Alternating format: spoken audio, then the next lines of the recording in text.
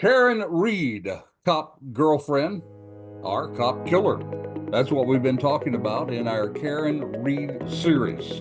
This is episode 3 that we just dropped, and James Buckman and I are now going to talk about it. We're going to talk about the Karen Reed trial and the case. The views and opinions expressed in this presentation are solely those of the individuals interviewed or participating and do not represent those of Charlie Crimebuster nor Peacemaker Network. All individuals described or mentioned in the presentation should be considered innocent until found guilty in a court of law. This presentation contains subject matter such as violence and graphic descriptions, which may not be suitable for all audiences. Listener and viewer discretion is advised. So, James, a lot of things happening.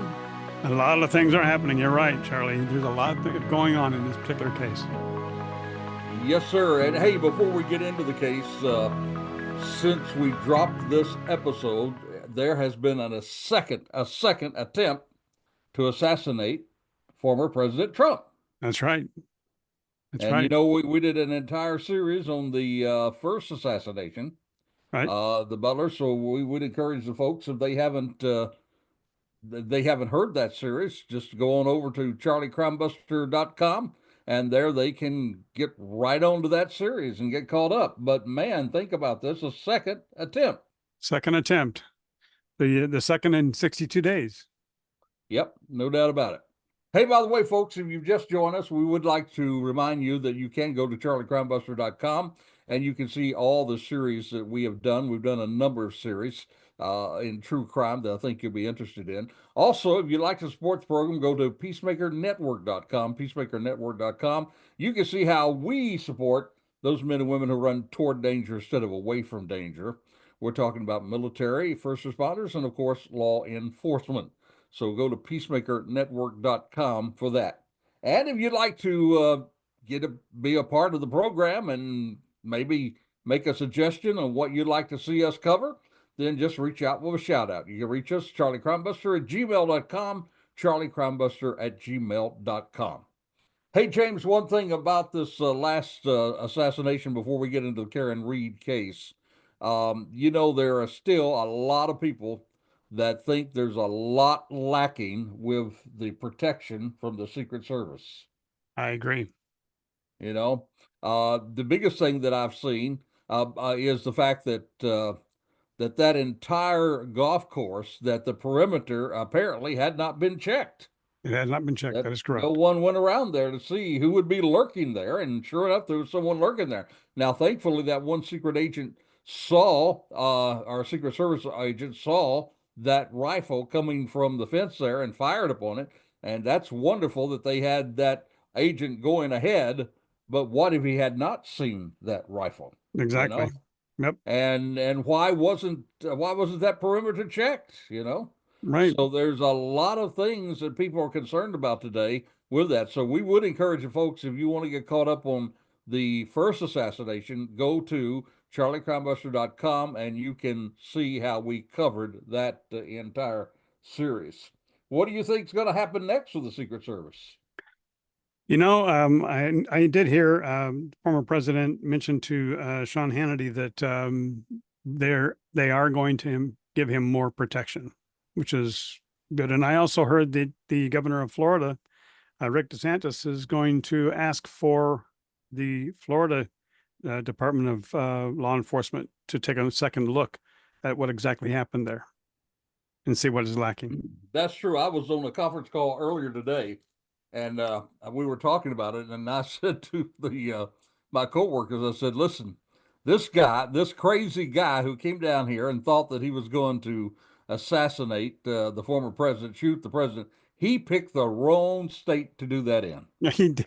He, no doubt in my mind, you know, listen, our governor doesn't fool around when it comes to taking care of the safety of his citizens, and particularly, you know, he has the former president as a citizen of the state of Florida. Absolutely. So, you know, we have a very proactive governor. He jumped right on it. He's going to do an investigating himself. Investigating himself. And as you know, right now, at this point, the charges are all state charges that are against him. None of the federal charges have come in yet. That's But right. I will guarantee you that the governor, he's not just going to walk away No, free as a bird in the state of Florida. Maybe no, some other state, but he'll not do it in the not state in of Florida. Florida. No, not Nope, in Florida. not in So Florida. if you're planning on committing a crime in Florida, you might want to rethink that That's true. No doubt about it. No because we doubt. are open carry now. So just so you'll know, we Yeah, are open yeah, carry. yeah. So Well, we're concealed carry, not open carry. We're concealed carry, right? as of July 1st of this year, we are open carry. You think so, huh? I'm certain. All right, go check it out. We need we're going to need one of those fact checkers here. You know, open carry means you can carry it outside. I think what has happened is concealed, but we'll look that up for folks and make sure they can know it. Sure. Anyhow, we're going to get back to the Karen Reed show now. There are a lot of states that are open carry, but I guarantee you one thing: we're not called the gunshine state for anything. And there are a lot of people, citizens, this sort of thing, that will make sure that they protect their property here in the state of Florida. And you have a right to do that. We also have the stand your ground law here in the state of Florida that can says that we do not have to retreat if we feel like someone is attacking our castle or attacking us, that sort of thing. So there's some very, very strong laws there. Well, we've been talking about Karen Reed, episode 3. Um, this will be the fourth episode that we're going to be dropping next week. And when we look at that, James, we basically, I took this last episode and say, what are some of the things that we did not expect to see in this trial? Yeah, you And mentioned it. Well, you mentioned in this episode about some unexpected things. And what did you mean by that? Well, you know, many trials, a lot of the stuff we already know ahead of time how it's going to be because it's already been uh, put out in the press, that sort of thing. Yep. And usually you pretty well know how they go. But then sometimes you have those things that surprise you. The Rust trial is a good example of that. I Hmm. had no idea that that would end up being a mistrial. And beyond that, not only just a mistrial, but dismissed with prejudice Right. so that he can never be tried again. So that was a surprise. Now, I got to tell you, a lot of things I didn't expect this trial because when I first heard about this, it seemed like a pretty open and shut case that she had just hit him with her vehicle. But a lot of things have happened then, and particularly 3 people have been introduced into this case that I did not expect. One by the name of Turtleboy, another Uh-huh. one by the name of Crash Daddy, and then there was Bad Cop. Uh, So, So, well, I did so not expect these 3 colorful people to be inserted into the middle of this case. that's well stated. Colorful people. That's actually well stated there. I like the colorful people. So Yeah. who is this Turtle Boy guy? Well, Turtle Boy was a guy by the name of Aiden Carney. He was at one time a coach. He was a teacher, but more than anything else, he turned into a blogger, a journalist, an activist, and an influencer. Hmm. And so he certainly inserted himself into this case. He really got on Karen Reed's bandwagon because he believes that she's innocent. Mhm. He believes the police has framed her and there's a big cover up that he wasn't hit by the car, but rather there was a fight. They put his body out in the yard there to die in the snow. Mhm. And he is going full force with his media, which is he has the TV media with Turtle Boy Media, and he's basically been the driving force around all those crowds you see when you see the trial and you hear those people saying "Free Karen Reed, free Karen Reed." He's the one that put all that into action. Mhm. Mhm. So where did you get that nickname of Turtle Boy? I know you mentioned it on the podcast, but Yeah, remind our listeners of where he got that name. yeah, I was a little disappointed to be honest with you because I thought, boy, there has to be some So really, was I. really crazy thing going on for a guy to get the name Turtle Boy. You know, there Yeah. has to be something really weird happening, but it really wasn't weird at all. It's actually was actually named after a fountain there in Worcester where he was raised. by the way, a fountain that doesn't work anymore. Right. There was at the fountain, there is a big statue there of a turtle, and there's a boy riding the turtle back. So there you get Turtleboy. And it came to him because one of his students said, "Hey, why don't you just go by Turtleboy?" And suddenly we have Turtleboy. Wow. That Now, is, I was kind of let down with that, to be honest with you. I thought there should be a little more to it than even just being named after some fountain there in yes, Massachusetts, you some know. kind of an event or some kind of Yeah. something I, that defined him. Yeah. I felt a little cheated with that, but nonetheless, that's where the name Turtle Boy came to Uh-huh. be. Well, what was the one thing that stood out about Turtle Boy to you? Oh, there's so many things about Turtle Boy, but you know, the thing that really surprised me because I saw what was happening, and we, of course, we went over the fact that he inserted himself into the Karen Reed case. We went into the fact that he was arrested because of alleging that he was intimidating witnesses. He says no, he was just asking questions and was actually, using his First Amendment rights. We went into the fact that he also ended up spending 60 days in jail, and that Hmm. was because of an assault charge. However, at the end of that 60 days, they probably apparently there wasn't enough evidence there to hold him because they dropped the charges on that.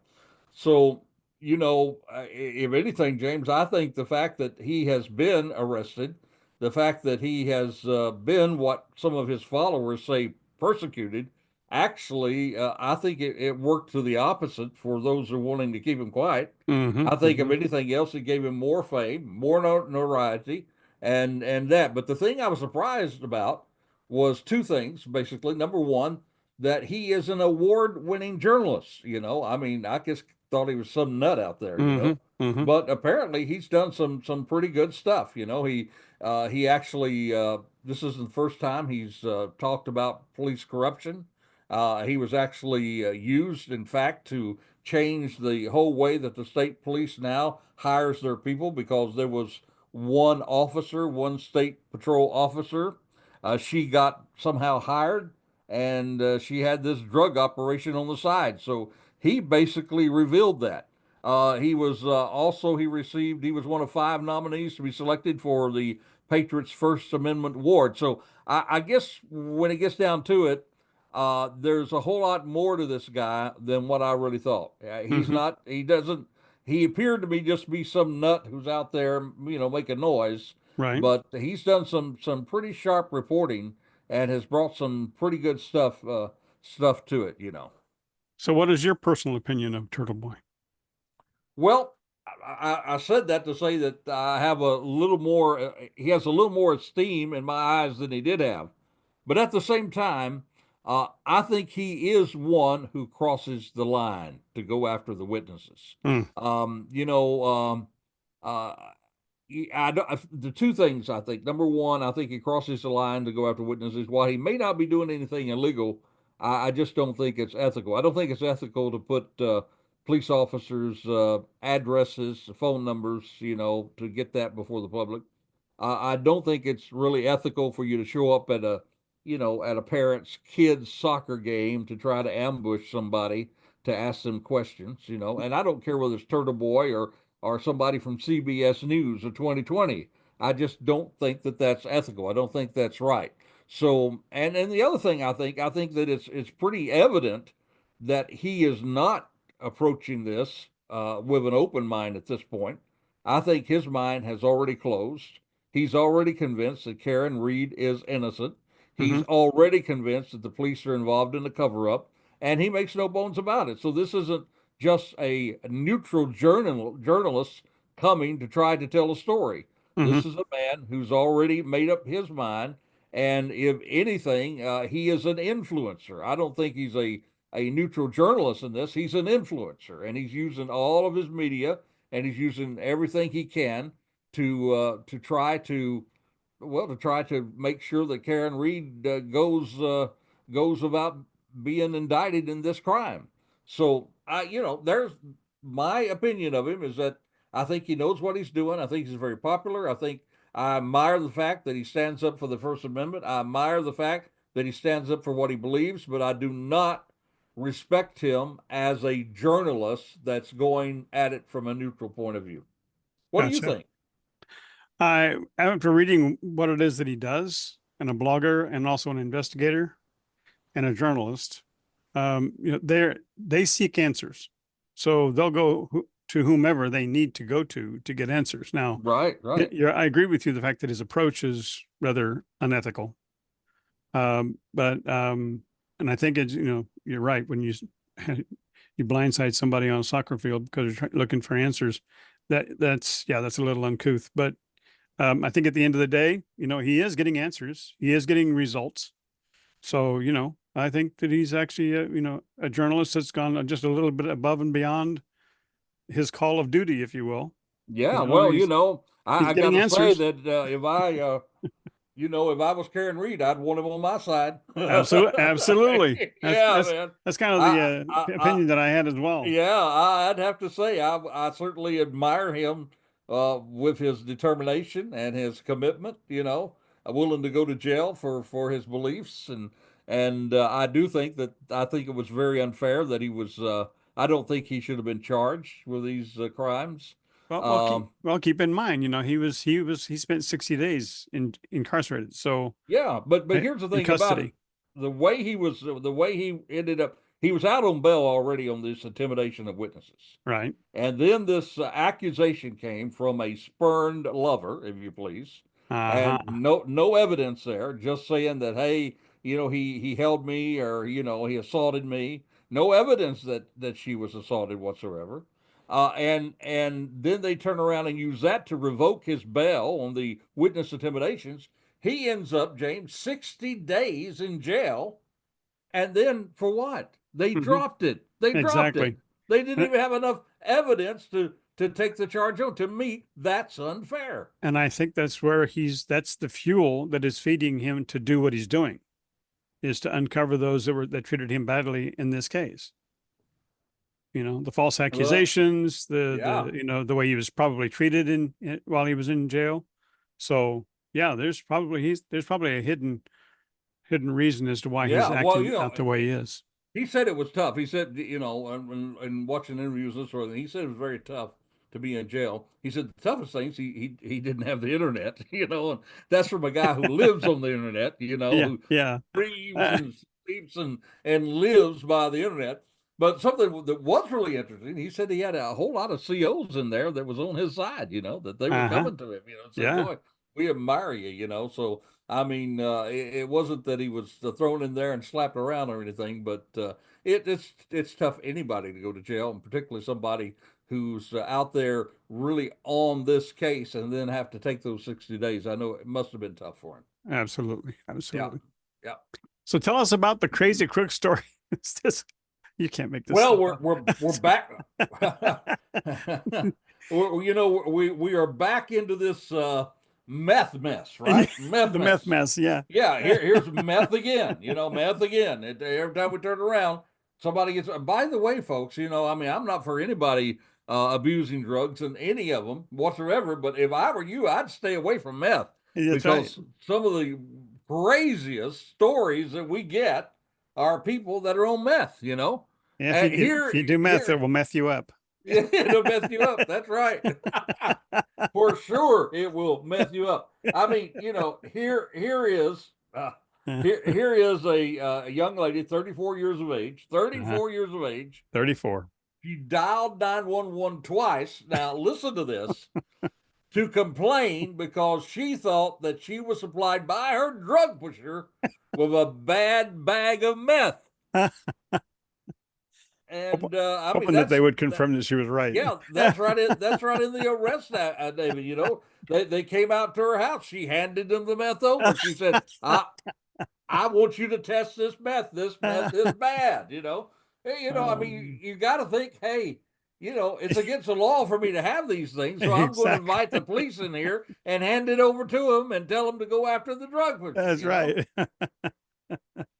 And as a result of it, Uh, I mean, they didn't throw the whole book at her, but she could be in jail for some time because of that charge. yeah, And yeah. so, folks, if whatever you're on gets you to the point that you're going to call the police and then tell on yourself, then man, I don't think you ought to be on that. So that was our crazy crook story. This lady who called the police about her drug pusher and got arrested. So Well, maybe she got lesser and charges because she cooperated with the police and gave her dealer away.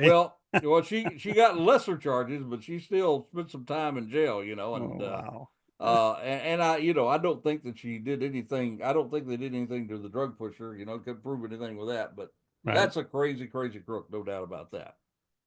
So who is this? Back to Karen Reed. Who is this Crash Daddy? Well, I love these names, don't you? I do. Turtleboy, Turtle Boy, Crash Crash Daddy, Daddy, Bad Cop. Um, well, as we all know, one of the real, I guess, challenges in this case is that we have a person, of course, who was killed, Mhm. and we have a broken tail light. And it at first it seemed like a pretty, pretty cut and dry case. But then, they brought their trooper on, this trooper who had done accident reconstruction, and he said that he thought um, that the officer, that John O'Keefe's actually was hit by that SUV, Mhm. and that the injuries he had was comparable to being hit by an SUV, and that looked like what it was. But amazing, and this is, I don't know that I've ever heard of this happening in any case whatsoever, James. The federal government, the FBI, they actually reached out to a group of people who do accident reconstruction. Hmm. ARCA, they're known by ARCA. They're pretty well known. I mean, they do work for the federal government.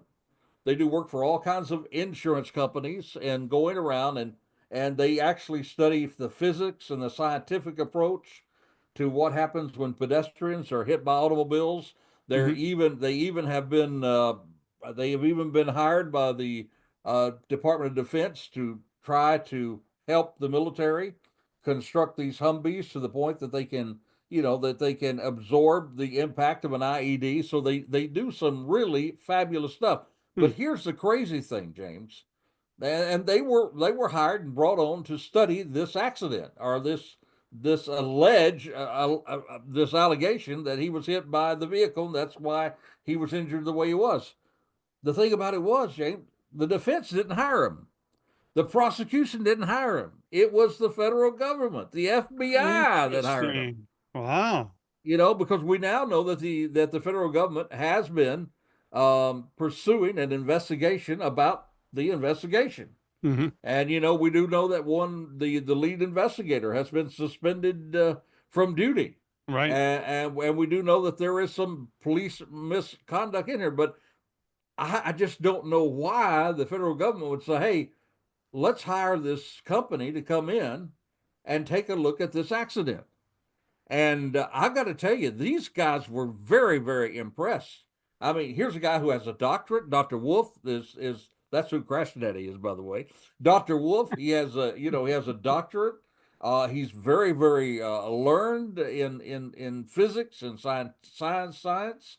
They study, what happens with these impacts, and they go into great detail with it. And both him and Dr. Rencher, both of them came to the conclusion that the injuries, according to them, they do not believe that he could have been injured to that point by simply being backed into by that SUV. Hmm. And here is a I mean, you might say it's independent because he didn't even know anything about the case. I mean, he didn't know who John O'Keefe was. He didn't know anything about the case. They just gave him the facts, gave him the evidence that they had, and they took it and they studied it and they did some experiments, and they came back with that. By the way, one other thing. According to the ladies, Crash Daddy is quite a handsome man. And Hmm. so the ladies were the one that coined that phrase, Crash Crash Daddy. Daddy. So Crash Daddy with his doctorate and with all of these experiments they did, I mean, he just comes in and he just really blows that case wide open. So what were their conclusions then? What did they find? Well, the conclusions. One of them really studied the impact on the vehicle. Would hitting John O'Keefe, would it cause the kind of damage that they saw to the vehicle? That was Crash Daddy that looked at that, and he said no. He said that the damage to the vehicle, in his opinion, was not consistent to the vehicle hitting a person. The second guy, Dr. Rencher, he actually studied the injuries of John O'Keefe, and he comes back and says, no, the injuries are not consistent with someone being hit by a vehicle. So we have the battle of the experts. The state police have their guy who has been, who's been taught into reconstructing. They call it reconstructing of accidents. In fact, I did some study of that when I was a deputy sheriff, and I did a lot of accident investigations. Mm-hmm. And you would go to these classes, and they would teach you how to reconstruct the whole thing, even to figure out, if you had skid marks, you could measure the skid marks, determine how fast the vehicle was going, all that sort of Right. thing, reconstruct it. But here's the big thing: the trooper and Trooper Paul, he's a great guy. I'm sure he is. I'm sure he does really good stuff. But if you were to take his credentials compared to Crash Daddy's credentials, you'd have to say that Crash Daddy, has him beat. But the question is, what does the jury think? Who do they believe? Do they believe the state police, the reconstructionists that came, or do they believe this company, ARCA, who was not hired by the defense, not hired by the prosecution, but came in and did the independent study? So this is really something. And something else I want to say real quick before we run out of time. The thing that had bothered me the whole time, James, about this whole thing was the fact that there was part of the taillight lens Mm-hmm. and part of a cocktail glass. There were shreds of that, pieces of that found about John O'Keefe's body. Hmm. So immediately you would think, well, the only way that could happen is for him to be hit by that SUV. Mm-hmm. However, they did an experiment where they actually constructed a wind tunnel like a cannon, and they shot out a cocktail glass just like that to an identical SUV tail light compartment, and they reconstructed that if someone had just taken that cocktail glass and threw it at the tail light, then that would be it could be a reason why that glass was there around John O'Keefe. Mm-hmm. Now, the interesting thing about that is I was talking about this with my wife, Christina, and we were talking, and I said, the thing that confuses me, I mean, I just don't know how you can get around the fact that tail light, pieces of that tail light, and that cocktail glass was there around John O'Keefe.